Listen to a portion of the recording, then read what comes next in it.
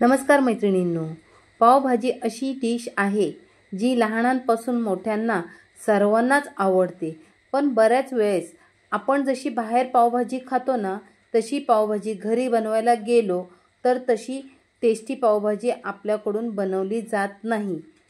तर अगदी तशीच साध्या सोप्या पद्धतीने घरी कशी बनवायची ते आता आपण पाहणार आहोत. तर चला रेसिपीला सुरुवात करूया.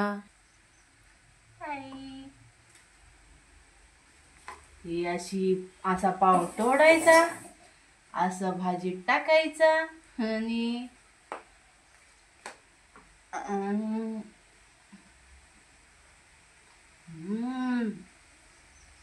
मस्त झाली आहे mummy. I love you mumma. मस्त झाली आहे गाईस, तुम्ही पण एकदा ट्राय करा. फ्लावर, बटाटा, शिमला मिरची, वांग आणि मटार हवे असतात. माझ्याजवळ मटार नाहीये म्हणून मी हिरवे वटाणे घेतलेले आहेत. सर्व भाज्या व्यवस्थित धुवून घ्यायच्या. 1 चमचा तेल टाकून घ्यायचं. सुरुवातीला जिरं, 1 चमचा लाल तिखट मसाला, पाव चमचा हळद आणि आपण ज्या भाज्या घेतल्या आहेत ना त्या सर्व भाज्या त्याच्यावर टाकून घ्यायच्या.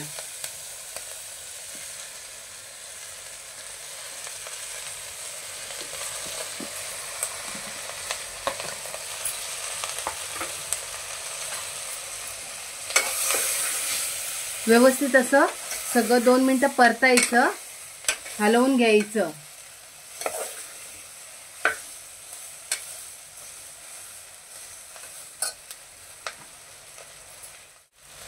हे अशा सर्व भाज्या त्याच्यात टाकून घेतल्या. सर्व साहित्याचं प्रमाण डिस्क्रिप्शन मध्ये देत आहे, नक्की चेक करा.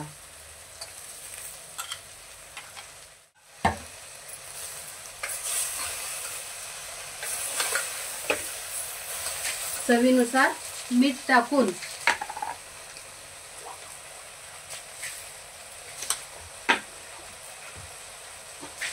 कमी पाण्यात कुकरच्या 3 शिट्या काढून घ्यायच्या.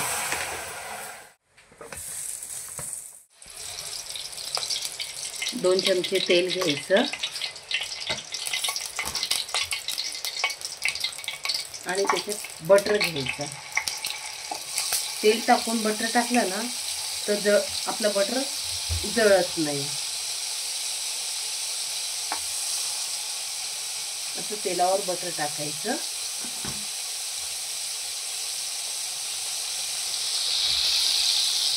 थोडंसं जिरं, बारीक कापून घेतलेला कांदा,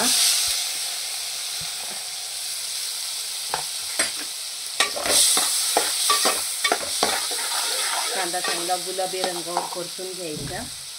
आणि मी हे आलं, लसूण, मिरची हे मिक्सरला फिरवून घेतलेली आहे जाडी भरडी, ती याच्यात टाकायची.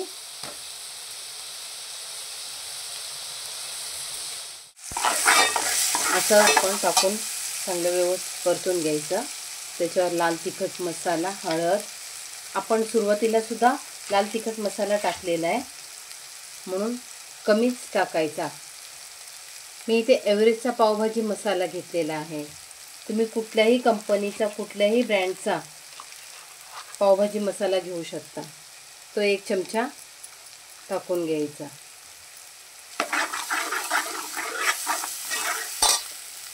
आणि बारीक असा 3-4 टोमॅटो बारीक चॉप करून घेतलेले ते पण ह्याच्यावर टाकून घ्यायचे. टमाट्याचा चांगला गाळ होईपर्यंत ह्याला फ्राय करायचं.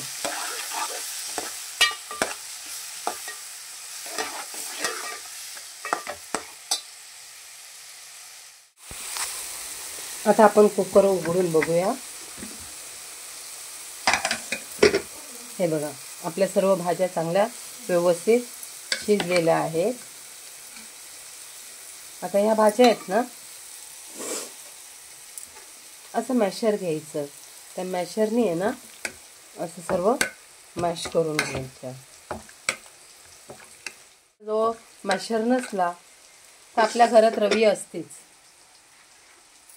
हे अशी रवी, या रवीने सुद्धा घोटलं ना तरी सुद्धा चालतं. पण मॅशरने मॅश केलं तर अगदी बारीक असं होतं. आता हे मॅश केलेलं आहे ना ते आपण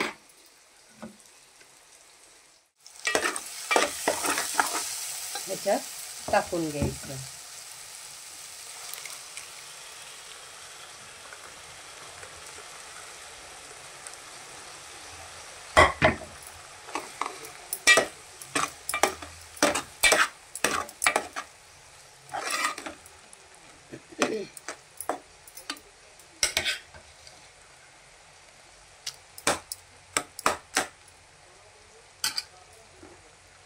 आणि पुन्हा एकदा असं व्यवस्थित मॅश करून घ्यायचं आणि 5 मिनिटं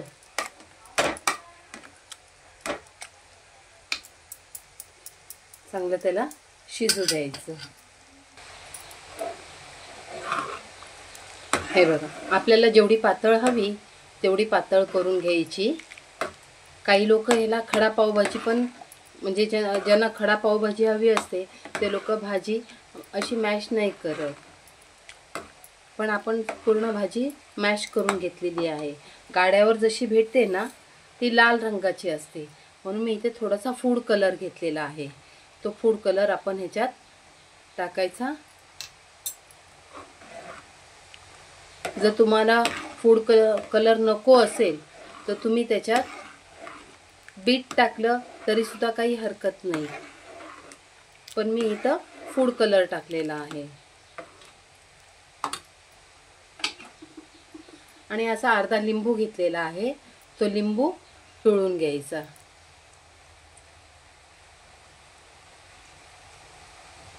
पावभाजीचा रंग बघा काय सुरेख आलेला आहे.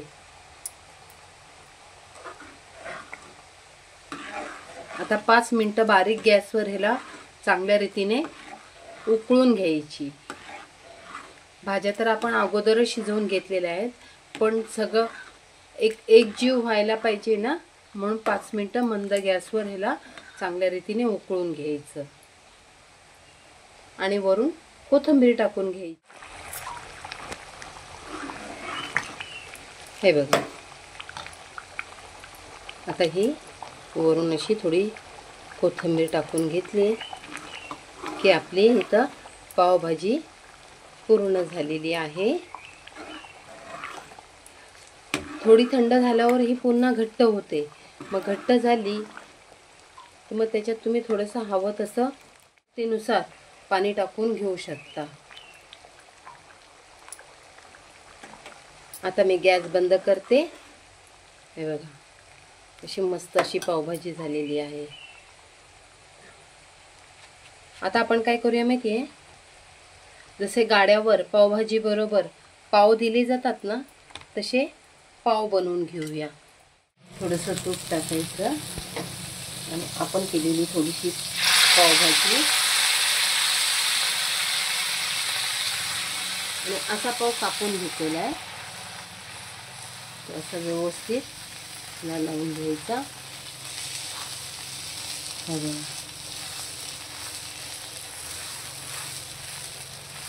असं गरमागरम पावभाजी.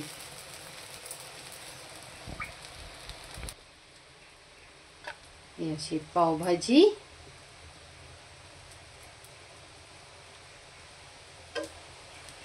मस्त मसाला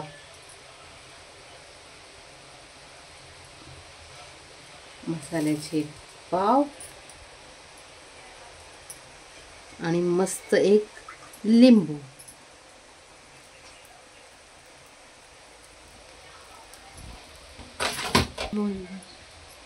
वरून थोडंसं बटर.